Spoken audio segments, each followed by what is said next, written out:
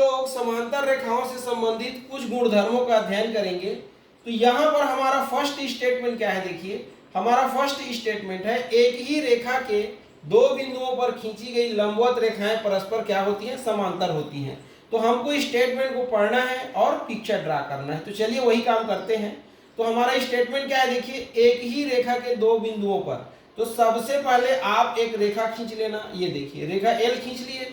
अब क्या बोल रहा है, इस पर दो बिंदु लेने को बोल रहा है, तो आप दो बिंदु ले लीजिए, ये बिंदु ए और बिंदु बी।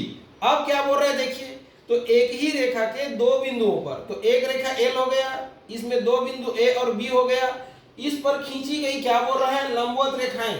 तो इस बिंदु पर और इस बिंदु पर लंबवत रेखा खींचिए। ये लंबवत मतलब एकदम सीधी रेखा, ये ठीक है। तो ये दोनों क्या है, लंबवत रेखाएं हैं, बिंदु ए और बी पर खींची गई।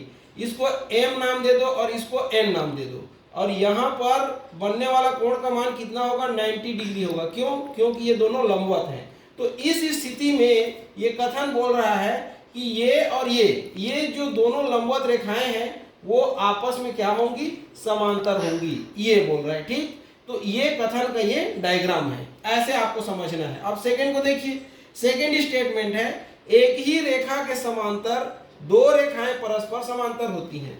तो एक ही रेखा के समांतर दो रेखाएं परस्पर समांतर होती हैं बोल रहा है। तो सबसे पहले आप एक रेखा खींच लीजिए। ये देखिए रेखा एल खींच लिए। अब इस रेखा एल के समांतर एक रेखा आप खींचिए एम, ये तो एल समांतर एम है, ये दोनों क्या है, आपस में समांतर हैं। अब आपको ये एल रेखा के समांतर एक अन्य रेखा खींचना है। ये देखिए मान लेते हैं एन रेखा खींचिए, ये एन रेखा। तो एल और एन ये दोनों कैसे हैं, तो ये दोनों समांतर हैं। ये एल समांतर है किसका, एन का। तो ये कथन बोल रहा है कि यदि एल एम के समांतर है और ये एल एन के समांतर है, तो एम और एन भी आपस में क्या होंगी, समांतर होंगी। ये एम समांतर एन होगी। ये बोल रहा है कौन, ये कथन क्या बोल रहा है, यदि एक रेखा के समांतर ये दूसरी रेखा है और यही पहली रेखा के समांतर एक तीसरी रेखा है, तो इस स्थिति में ये दोनों रेखाएं भी आपस में क्या होंगी, समांतर होंगी। यही बोल रहा है कौन, ये कथन। तो ऐसे आपको ये दोनों कथनों को क्या करना है, समझ